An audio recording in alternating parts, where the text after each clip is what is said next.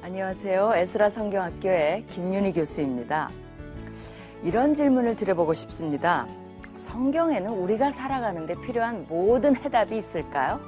성경만 읽으면 우리가 내려야 할 많은 결정들에 대한 답이 있을까요? 예를 들면 성경을 읽으면 오늘 시장 가서 당장 무엇을 사야 하는지를 가르쳐 주실까요? 이런 예는 좀 너무 유치한가요? 그러면 성경을 읽으면 우리가 어떤 사업을 시작해야 할지, 안 해야 할지를 가르쳐 주실까요? 좀 더 복잡해지죠? 기독교인들은 성경만 알면 마치 세상 문제에 대한 모든 해결책을 가지고 있다는 착각과 편협함을 가질 수 있습니다. 그러면 그렇지 않냐고 여러분은 반문하실 수 있습니다. 하나님께서 성경을 통해 우리에게 가르쳐 주신 것을 특별 계시라고 합니다. 그러면 이 특별 계시를 믿지 않는 비기독교인들은 이 세상을 어떻게 살아갈까요? 특별 계시가 없기 때문에 엉망진창으로 살아가나요? 꼭 그렇지는 않은 것 같습니다. 제가 오늘 무슨 이야기를 하려는 것일까요? 오늘은 하나님께서 인간들의 경험 속에 내재시켜 주신 보편적인 지혜와 창조 질서 안에 잠재적으로 부여해 주신 자원들이 있음을 보고 그것에 대한 우리의 자세를 성경의 한 사건을 통해 살펴보고자 합니다.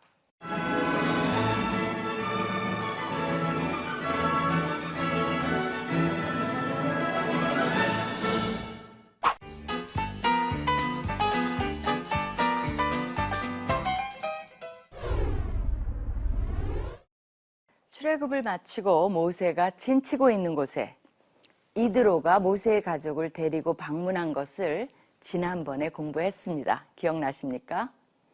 모세가 이집트로 출장 간 사이 가족들은 친정아버지 집에서 보호받고 지내고 있었습니다. 오랜만에 가족 상봉이 끝나고 하룻밤을 지내고 그 다음날 이튿날의 일입니다. 모세의 장인 이드로가 모세가 백성에게 행하는 모든 일을 이렇게 지켜봅니다. 아마 모세는 가족과의 휴식을 즐길 사이도 없이 아침부터 바빴던 것 같습니다. 장인이 자네는 백성의 일을 어찌하여 이렇게 처리하는가? 라고 모세에게 묻습니다. 단순히 궁금해서 물어보는 질문이 아니라 약간 따져 묻는 어투입니다. 사위의 일처리 방식이 마음에 안 들었던 모양입니다. 아무리 장인 어른이지만 상대는 모세입니다. 기적을 일으킨 민족을 구해낸 영웅이요. 영적 지도자입니다. 이드로는 어제 모세의 간증을 듣고 하나님을 막 믿게 된 새내기 신자입니다. 그래도 이드로는 주저하지 않습니다. 바로 연이어서 어찌하여 아침부터 저녁까지 백성을 모두 자네 곁에 세워두고 자네 혼자만 앉아서 일을 처리하는가? 라고 여전히 따져 묻습니다. 긴 줄의 행렬이 모세 한 사람을 만나보기 위해서 하루 종일 끊이지 않는 것을 보다 못해 이드로가 진상 파악에 나선 것입니다. 백성은 하나님의 뜻을 들으려고 물으려고 저를 찾아옵니다. 라고 모세가 이유를 간단히 설명합니다. 모세는 아직 장인이 따져 묻는 이유를 잘 파악하지 못한 듯 답을 제공합니다.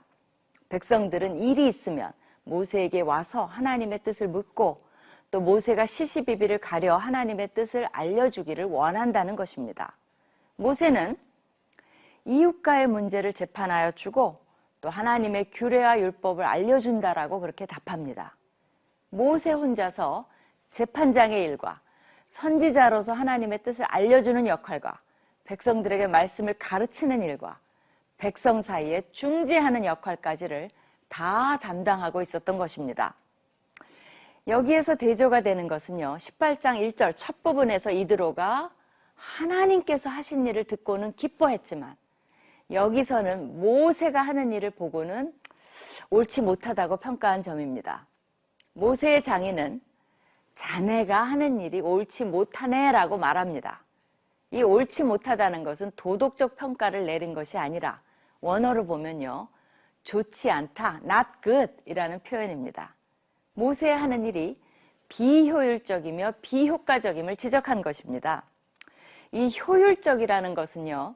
어떤 일을 얼마나 잘 하느냐는 겁니다. 즉 어떤 일을 함에 있어서 최소한의 시간과 최소한의 노력으로 할 때 효율성이 높다고 말합니다. 모세의 방법은 최대한의 시간과 아주 힘든 노력으로 하고 있으므로 효율성이 빵점입니다. 모세는 영적 지도자로서는 훌륭한데 회사의 CEO로서는 잘 못할 것 같습니다. 효과성이라는 것은요, 주어진 임무를 완성해서 목표를 달성하는 것을 말합니다. 제게 중학생 아들이 있는데요. 그 무서운 중2입니다. 그 아이에게 설거지를 시켰습니다. 투덜대긴 했지만 설거지를 열심히 했습니다. 그릇이 비누로 안 보일 정도로 비누를 잔뜩 묻혀서 한 접시 한 접시 닦는데 앞뒤로 살펴가며 아마 하나당 한 몇 분씩 걸리는 느낌이더라고요. 그리고 헹구기까지 정말 오랜 시간이 걸려서 설거지를 마쳤습니다. 그리고는 자기는 임무 완성했다는 자랑스러운 표정으로 제 아들이 부엌을 나갔습니다. 제 아들의 설거지 점수는요, 발표는 안 하겠습니다. 근데 목표는 달성했으므로 효과성은 있었습니다. 그러나 시간이 많이 들고 비누 낭비가 심했으므로 효율성은 별로 없었습니다. 모세의 경우는 아마 하루 종일 줄 서 있는 백성을 다 면접하기에 버거웠을 것입니다. 그 중에 많은 사람들은 다음날 다시 와야 했을 경우도 있었을 것입니다. 목표도 다 달성하지 못했으므로 효과성 점수도 그렇게 높게 줄 수가 없습니다. 이들로도 이 점을 지적합니다. 이렇게 하다가는 자네뿐만 아니라 자네와 함께 있는 이 백성도 아주 지치고 말 걸세. 이 일이 자네에게는 너무 힘겨운 일이어서 자네 혼자서는 할 수 없네 라고 우려를 나타냅니다. 효율성, 효과성은커녕 곧 모두가 지쳐서 병이 나거나 포기해야 되는 극한 상황까지 올 수 있다는 것입니다. 모세가 어떻게 이렇게 행정력이 없는 것일까요? 왜 하나님은 모세에게 이런 것은 코칭을 안 해주신 걸까요? 자, 이 문제를 해결하기 위해 이드로가 조언을 줍니다. 그의 조언이 과연 효율성과 효과성을 거둘 수 있었을까요? 여러분이라면 어떤 조언을 주시겠습니까?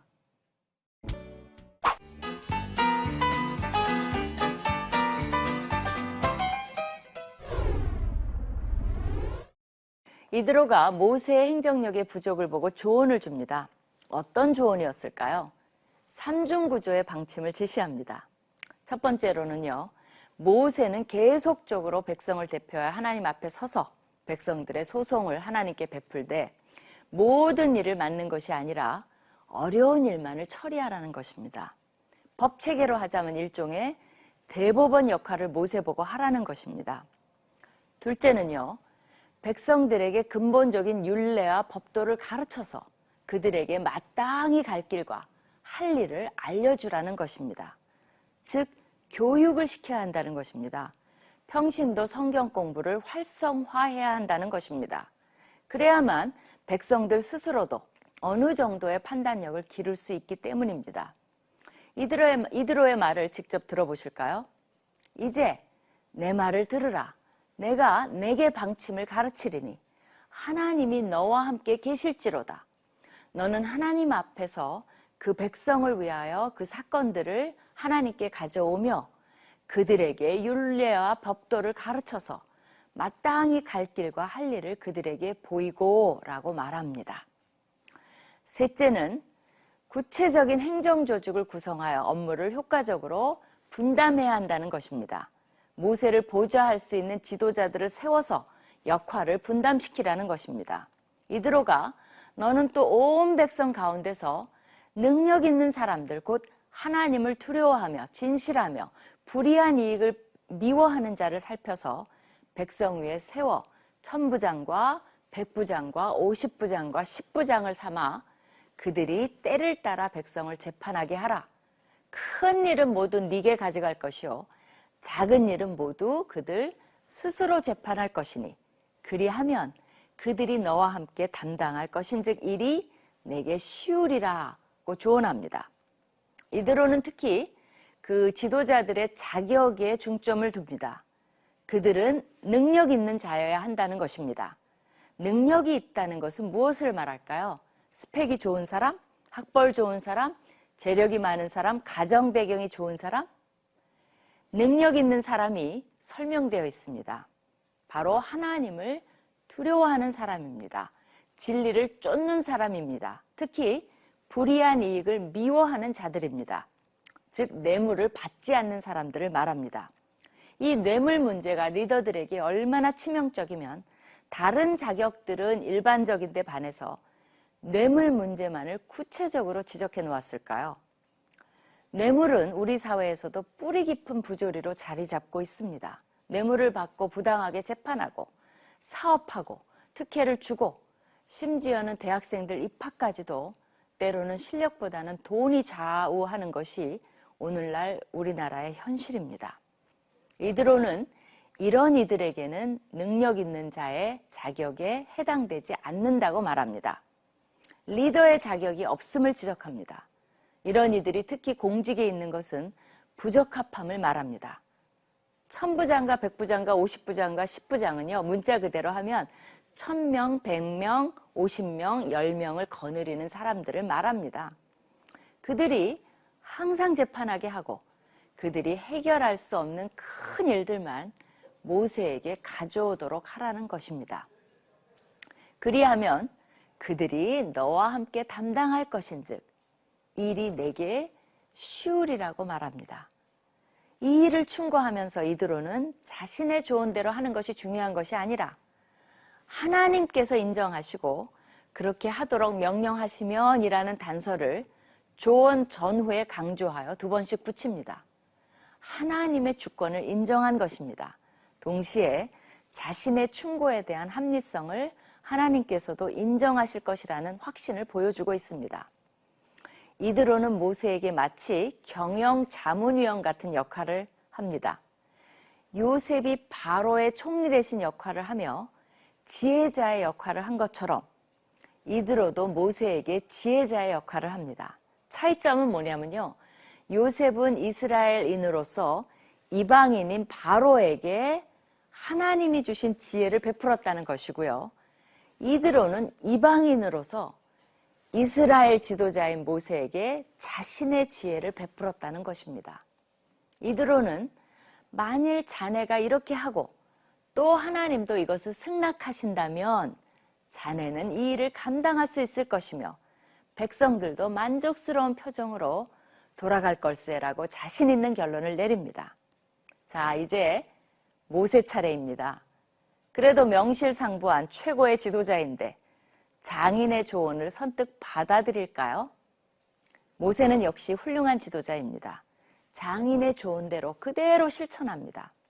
이에 모세가 자기네 말을 듣고 그 모든 말대로 하여 모세가 이스라엘 무리 중에서 능력 있는 사람들을 택하여 그들을 백성의 우두머리 곧 1000부장과 100부장과 50부장과 10부장을 삼음해 그들이 때를 따라 백성을 재판하되 어려운 일은 모세에게 가져오고 모든 작은 일은 스스로 재판하더라라는 아름다운 결론이 기록되어 있습니다.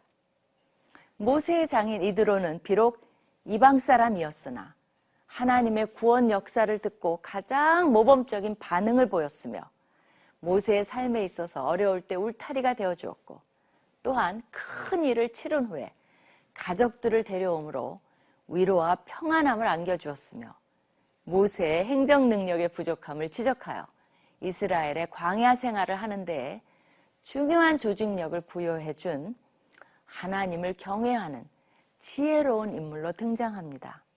조금 세상적으로 표현하자면요. 모세는 장인 한 번 잘 둔 셈입니다.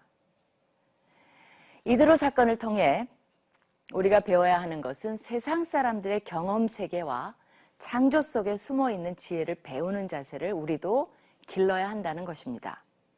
출애굽기 18장의 본문을 놓고 많은 학자들이 고민하고 있는 질문은 하나님의 계시를 직접 받는 모세가 어떻게 해서 이드로보다도 조직 경영 능력이 부족하며 하나님께서는 또한 그것을 계시해 주지 않으셨냐는 질문입니다. 더한 것은요. 모세가 하나님의 율례와 법도를 가르치는 자로서 그러한 지혜조차 갖고 있지 않았다는 점입니다. 이것은 정당한 질문이기는 하나 구약 성경의 저자는 거기에 대한 긴장감을 크게 느끼지 않고 있는 듯합니다.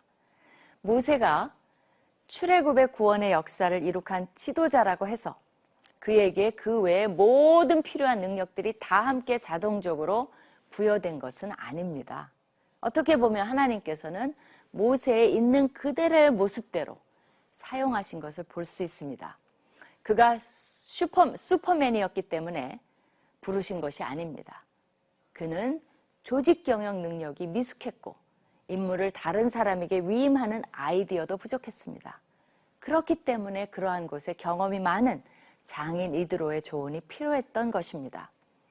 이것은 하나님의 직접 계시는 아니지만 인류에게 하나님께서 자연스럽게 부여해 주신 지혜와 경험의 산물입니다. 그런 것을 일반 은혜라고 부르기도 합니다. 세상의 모든 지혜는 하나님께 속한 것이라는 말에 동감하는 바입니다. 신학자 토마스 아퀴나스는 인간은 하나님의 형상을 따라 창조되었기 때문에 모든 인간에게는 합리적 사고의 능력이 있다고 말합니다. 우리는 기독교인이 아닌 분들에게서도 그분들이 자연 계시 속에서 발견한 많은 합리적인 것들을 겸손히 배워야 합니다. 기독교인들이 믿지 않는 자들에게서 또한 기독교인 서로에게서 비판을 받는 요소들 중에 하나를 보면 의외로 포용력과 남의 조언을 받아들이려는 자세가 부족하다는 것입니다. 뭐 그렇게 복잡하게 해? 하나님의 은혜로 다 해주시는데 믿음을 좀 가져라고 많은 것을 은혜와 믿음으로 덮어버릴 때가 있습니다. 합리적인 것, 또 이성적인 것을 세속적인 것과 동일시시키고 비영적인 것으로 취급하는 묘한 분위기도 때로 작동합니다.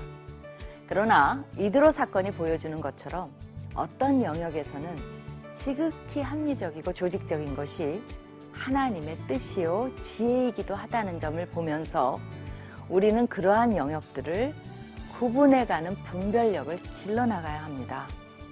지극히 합리적이고 이성적인 것이 또한 지극히 영적일 수 있다는 것입니다. 그러한 것을 요구하는 영역들이 있다는 것을 인정하면서 그러한 영역과 사고를 늘려가지 않으면 기독교가 비합리적인 종교로 전락해버릴 수 있는 비성서적 결과를 초래할 수 있습니다. 그러므로 우리는 세상에게 하나님이 부여해 주신 자연 계시 중 하나인 합리적인 충고를 받아들일 줄 아는 분별력을 기름과 동시에 그것을 수용할 수 있는 겸손함도 배워야겠습니다.